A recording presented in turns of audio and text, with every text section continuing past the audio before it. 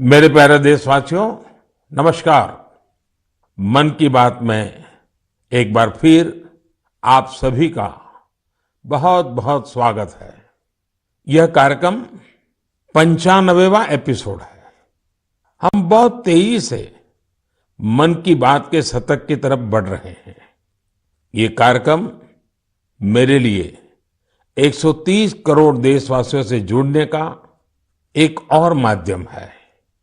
हर episode से पहले गांव शहरों से आए ढेर सारे पत्रों को पढ़ना, बच्चों से लेकर बुजुर्गों के ऑडियो मैसेज को सुनना, ये मेरे लिए एक आध्यात्मिक अनुभव की तरह होता है। साथियों, आज के कार्यक्रम की शुरुआत मैं एक अनूठे उपहार की चर्चा के साथ करना चाहता हूं। तेलंगाना के राजन्ना सिरसिल्ला जिले में एक बुनकर भाई हैं, एलदी हरिप्रसाद गारू। उन्होंने मुझे अपने हाथों से G20 का यह लोगो बुन करके भेजा है। ये शानदार उपहार देखकर तो मैं हैरान ही रह गया। हरिप्रसाद जी को अपनी कला में इतनी महारत हासिल है कि वो सबका ध्यान आकर्षित कर लेते हैं। हरिप्रसाद जी ने हाथ से बुने G20 के इस लोगो के साथ ही मुझे एक चिट्ठी भी भेजी है।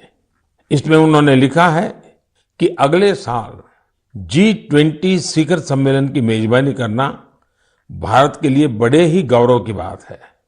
देश की इसी उपलब्धि की खुशी में उन्होंने G20 का यह लोगो अपने हाथों से तैयार किया है।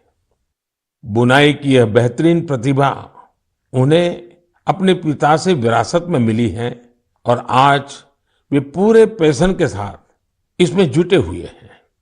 साथियों, कुछ दिन पहले ही मुझे G20 लोगो और भारत की प्रेसिडेंसी की वेबसाइट को लॉन्च करने का सौभाग्य मिला था। इस लोगो का चुनाव एक पब्लिक कॉन्टेस्ट के जरिए हुआ था। जब मुझे हरिप्रसाद गारू द्वारा भेजा गया उपहार मिला तो मेरे मन में एक और विचार उठा। तेलंगाना के किसी जिले में बैठा व्यक्ति भी G20 जैसी समिट से खुद को कितना कनेक्ट महसूस कर सकता है, ये देखकर मुझे बहुत अच्छा लगा। आज हरिप्रसाद गारू जैसे अनेकों लोगों ने मुझे चिट्ठी भेजकर ये लिखा है कि देश को इतने बड़े समिट की मेजबानी मिलने से उनका सीना चौड़ा हो गया है। मैं आपसे पुणे के रहने वाले सुब्बा राव चिल्लारा जी और कोलकाता के तुषार जगमोहन, उनके संदेश का भी जिक्र करूंगा। इन्होंने G20 को लेकर भारत के प्रोएक्टिव एफर्ट्स की बहुत सराहना की है। साथियों, G20 की वर्ल्ड पॉपुलेशन में 2/3, वर्ल्ड ट्रेड में 3/4 और वर्ल्ड जीडीपी में 85% भागीदारी है। आप कल्पना कर सकते हैं, भारत अब से 3 दिन बाद यानी 1 दिसंबर से इतने बड़े समूह की, इतने सामर्थ्यवान समूह की अध्यक्षता करने जा रहा है। भारत के लिए, हर भारतवासी के लिए ये कितना बड़ा अवसर आया है। ये इसलिए भी और विशेष हो जाता है क्योंकि ये जिम्मेदारी भारत को आजादी के अमृतकाल में मिली है। साथियों, G20 की अध्यक्षता हमारे लिए एक बड़ी अपॉर्चुनिटी बनकर आई है। हमें इस मौके का पूरा उपयोग करते हुए ग्लोबल गुड, विश्व कल्याण पर फोकस करना है। चाहे पीस हो या यूनिटी, पर्यावरण को लेकर संवेदनशीलता की बात हो या फिर सस्टेनेबल डेवलपमेंट की, भारत के पास इनसे जुड़ी चुनौतियों का समाधान है। हमने one earth, one family, one future की जो थीम दी है, उससे वसुधैव कुटुंबकम के लिए हमारी प्रतिबद्धता जाहिर होती है। हम हमेशा कहते हैं, ओम सर्वेषाम स्वस्तिर्भवतु, सर्वेषाम शांतिर्भवतु, सर्वेषाम पूर्णम भवतु, सर्वेषाम मंगलम भवतु। ओम शांति शांति शांति। अर्थात सबका कल्याण हो, सबको शांति मिले, सबको पूर्णता मिले और सबका मंगल हो। आने वाले दिनों में देश के अलग अलग हिस्सों में G20 से जुड़े अनेक कार्यक्रम आयोजित किए जाएंगे। इस दौरान दुनिया के अलग अलग हिस्सों से लोगों को आपके राज्यों में आने का मौका मिलेगा। मुझे भरोसा है कि आप अपने यहाँ की संस्कृति के विविध और विशिष्ट रंगों को दुनिया के सामने लाएंगे। और आपको ये भी याद रखना है कि G20 में आने वाले लोग भले ही अभी एक डेलीगेट के रूप में आए, लेकिन भविष्य के टूरिस्ट भी हैं। मेरा आप सभी से एक और आग्रह है, विशेष तौर से मेरे युवा साथियों से, हरिप्रसाद गारू की तरह ही आप भी किसी न किसी रूप में G20 से जरूर जुड़े। कपड़े पर G20 का भारतीय लोगो बहुत कूल तरीके से, स्टाइलिश तरीके से बनाया जा सकता है, छापा जा सकता है। मैं स्कूलों, कॉलेजों, यूनिवर्सिटी से भी आग्रह करूंगा कि वो अपने यहाँ G20 से जुड़ी चर्चा, परिचर्चा, कंपटीशन कराने के अवसर बनाएं। आप G20.in वेबसाइट पर जाएंगे तो आपको अपनी रुचि के अनुसार वहां बहुत सारी चीजें मिल जाएगी। मेरे प्यारे देशवासियों, 18 नवंबर को पूरे देश ने स्पेस सेक्टर में एक नया इतिहास बनते देखा।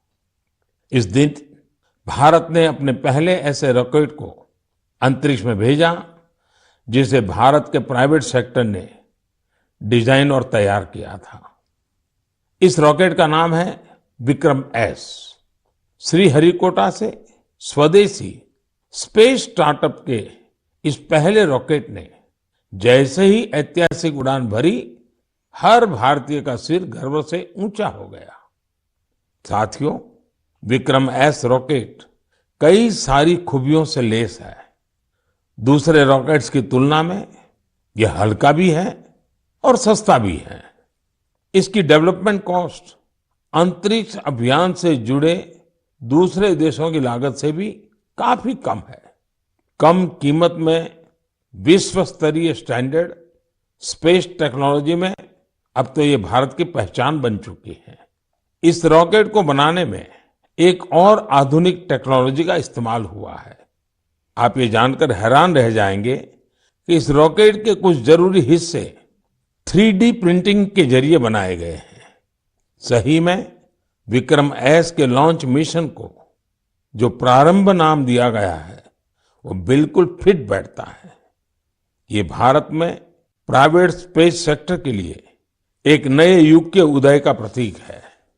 ये देश में आत्मविश्वास से भरे एक नए युग का आरंभ है। आप कल्पना कर सकते हैं कि जो बच्चे कभी हाथ से कागज का हवाई जहाज बनाकर उड़ाया करते थे, उन्हें अब भारत में ही हवाई जहाज बनाने का मौका मिल रहा है। आप कल्पना कर सकते हैं कि जो बच्चे कभी चांद तारों को देखकर आसमान में आकृतियां बनाया करते थे, उन्हें अब भारत में ही रॉकेट बनाने का मौका मिल रहा है। स्पेस को प्राइवेट सेक्टर के लिए खोले जाने के बाद युवाओं के ये सपने भी साकार हो रहे हैं। रॉकेट बना रहे ये युवा मानो कह रहे हैं, sky is not the limit. साथियों, भारत स्पेस के सेक्टर में अपनी सफलता अपने पड़ोसी देशों से भी साझा कर रहा है। कल ही भारत ने एक सैटेलाइट लॉन्च की, जिसे भारत और भूटान ने मिलकर डेवलप किया है। ये सैटेलाइट बहुत ही अच्छे रिजोल्यूशन की तस्वीरें भेजेगी, जिसे भूटान को अपने प्राकृतिक संसाधनों के प्रबंधन में मदद मिलेगी। इस सैटेलाइट की लॉन्चिंग भारत भूटान के मजबूत संबंधों का प्रतिबिंब है। साथियों, आपने गौर किया होगा, पिछले कुछ मन की बात में हमने स्पेस, टेक, इनोवेशन पर खूब बात की है। इसकी दो खास वजह हैं। एक तो यह कि हमारे युवा इस क्षेत्र में बहुत ही शानदार काम कर रहे हैं। They are thinking big and achieving big. अब वे छोटी छोटी उपलब्धियों से संतुष्ट होने वाले नहीं हैं। दूसरी यह कि इनोवेशन और वैल्यू क्रिएशन, इस रोमांचक सफर में वे अपने बाकी युवा साथियों और स्टार्टअप्स को भी एनकरेज कर रहे हैं। साथियों, जब हम टेक्नोलॉजी से जुड़े इनोवेशंस की बात कर रहे हैं तो ड्रोन्स को कैसे भूल सकते हैं। ड्रोन के क्षेत्र में भी भारत तेजी से आगे बढ़ रहा है। कुछ दिनों पहले हमने देखा कि कैसे हिमाचल प्रदेश के किन्नौर में ड्रोन्स के जरिए सेव ट्रांसपोर्ट किए गए। किन्नौर हिमाचल का दूर सुदूर जिला है और वहां इस मौसम में भारी बर्फ रहा करती है। इतनी बर्फबारी में किन्नौर का हफ्तों तक राज्य के बाकी हिस्से से संपर्क बहुत मुश्किल हो जाता है। ऐसे में वहां से सेव का ट्रांसपोर्टेशन भी उतना ही कठिन होता है। अब ड्रोन टेक्नोलॉजी से हिमाचल के स्वादिष्ट किन्नौरी सेव लोगों तक और जल्दी पहुंचने लगेंगे। इससे हमारे किसान भाई बहनों का खर्च कम होगा, सेव समय पर मंडी पहुंच पाएगा, सेव की बर्बादी कम होगी। साथियों, आज हमारे देशवासी अपने इनोवेशन से उन चीजों को भी संभव बना रहे हैं जिसकी पहले कल्पना तक नहीं की जा सकती थी। इसे देखकर किसे खुशी नहीं होगी। हाल के वर्षों में हमारे देश ने उपलब्धियों का एक लंबा सफर तय किया है। मुझे पूरा विश्वास है कि हम भारतीय और विशेषकर हमारी युवा पीढ़ी अब रुकने वाली नहीं है। प्रिय देशवासियों, मैं आप लोगों के लिए एक छोटी सी क्लिप प्ले करने जा रहा हूं। वैष्णव जन तो तेने कहिए जे पीर पराई जान रे।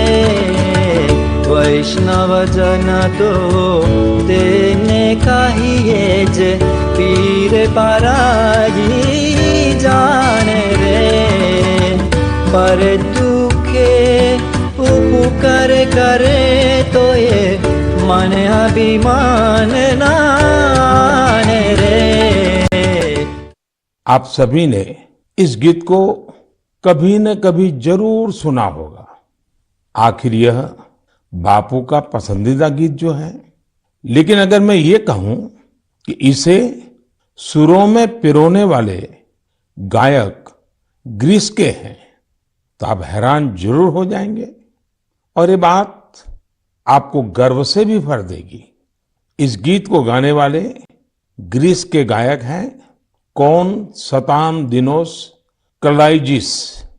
उन्होंने इसे गांधी जी के 150वें जन्म जयंती समारोह के दौरान गाया था। लेकिन आज मैं उनकी चर्चा किसी और वजह से कर रहा हूं। उनके मन में इंडिया और इंडियन म्यूजिक को लेकर गजब का पैशन है।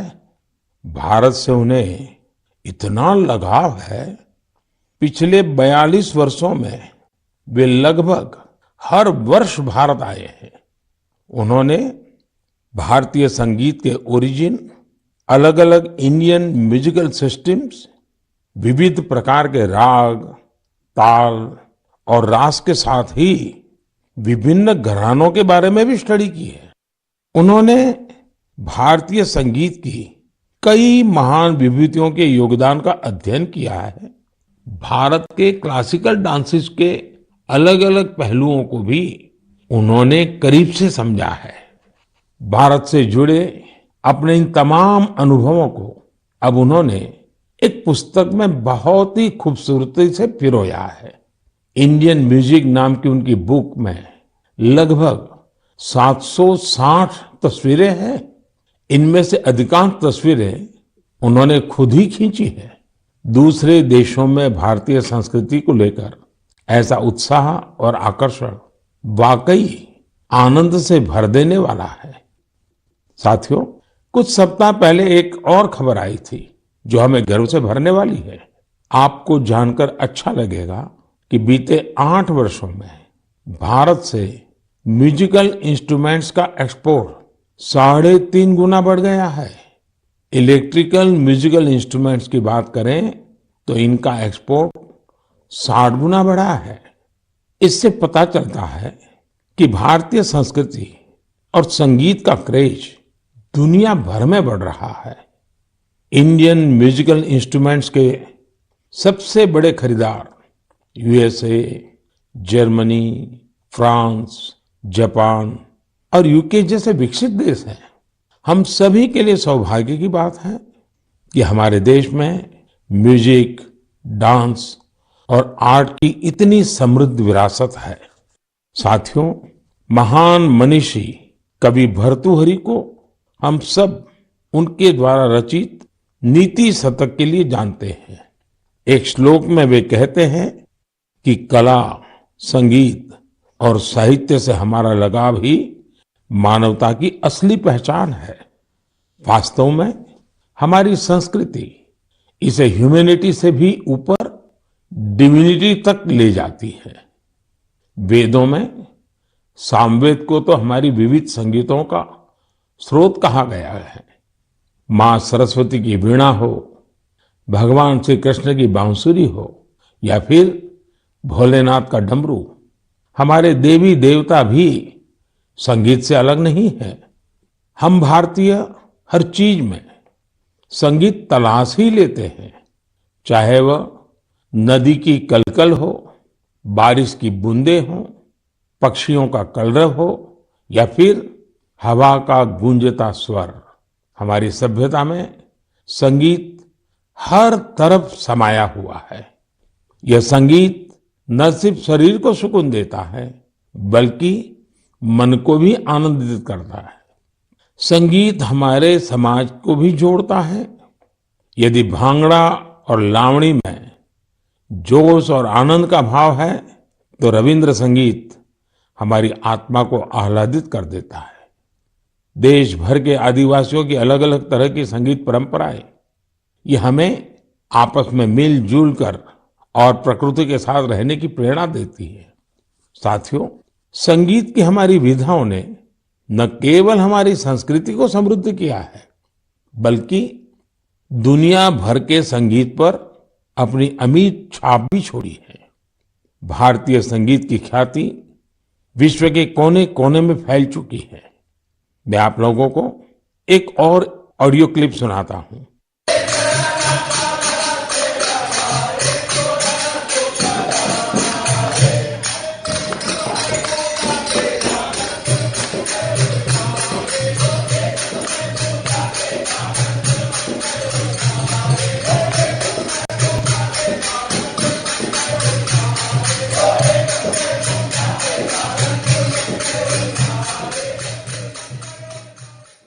आप सोच रहे होंगे कि घर के पास में किसी मंदिर में भजन कीर्तन चल रहा है, लेकिन ये आवाज भी आप तक भारत से हजारों मील दूर बसे साउथ अमेरिकन देश गयाना से आई है।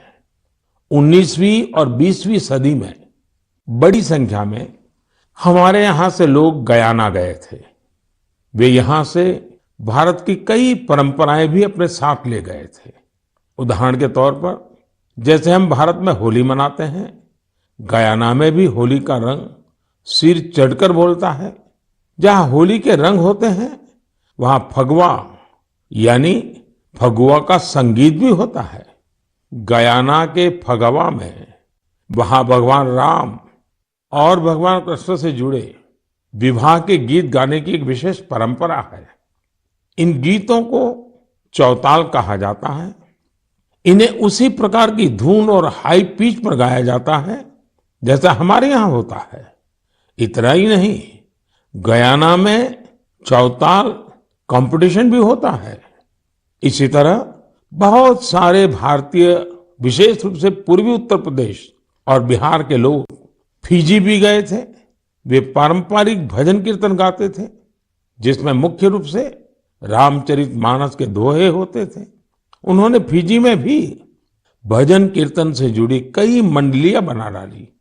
फिजी में रामायण मंडली के नाम से आज भी 2000 से ज्यादा भजन कीर्तन मंडलियां हैं। इन्हें आज हर गांव मोहल्ले में देखा जा सकता है। मैंने तो यहाँ केवल कुछ ही उदाहरण दिए हैं। अगर आप पूरी दुनिया में देखेंगे तो ये भारतीय संगीत को चाहने वालों की ये लिस्ट काफी लंबी है। मेरे प्यारे देशवासियों, हम सब हमेशा इस बात पर गर्व करते हैं कि हमारा देश दुनिया में सबसे प्राचीन परंपराओं का घर है। इसलिए ये हमारी जिम्मेदारी भी है कि हम अपनी परंपराओं और पारंपरिक ज्ञान को संरक्षित करें, उसका संवर्धन भी करें और हो सके उतना आगे भी बढ़ाएं। ऐसा ही एक सराहनीय प्रयास हमारे पूर्वोत्तर राज्य नागालैंड के कुछ साथी कर रहे हैं। मुझे ये प्रयास काफी अच्छा लगा, तो मैंने सोचा इसे मन की बात के श्रोताओं के साथ भी शेयर करूं। साथियों, नागालैंड में नागा समाज की जीवन शैली, उनकी कला, संस्कृति और संगीत, ये हर किसी को आकर्षित करती है। ये हमारे देश की गौरवशाली विरासत का अहम हिस्सा है। नागालैंड के लोगों का जीवन और उनके स्किल्स सस्टेनेबल लाइफस्टाइल के लिए भी बहुत महत्वपूर्ण है। इन परंपराओं और स्किल्स को बचाकर अगली पीढ़ी तक पहुंचाने के लिए वहां के लोगों ने एक संस्था बनाई है जिसका नाम है लीडी क्रोयू। नागा संस्कृति के जो खूबसूरत आयाम धीरे धीरे खोने लगे थे, लीडी क्रोयू संस्था ने उन्हें फिर से पुनर्जीवित करने का काम किया है। उदाहरण के तौर पर नागा लोक संगीत अपने आप में एक बहुत समृद्ध विधा है। इस संस्था ने नागा संगीत की एल्बम लॉन्च करने का काम शुरू किया है। अब तक ऐसी 3 एल्बम्स लॉन्च की जा चुकी है।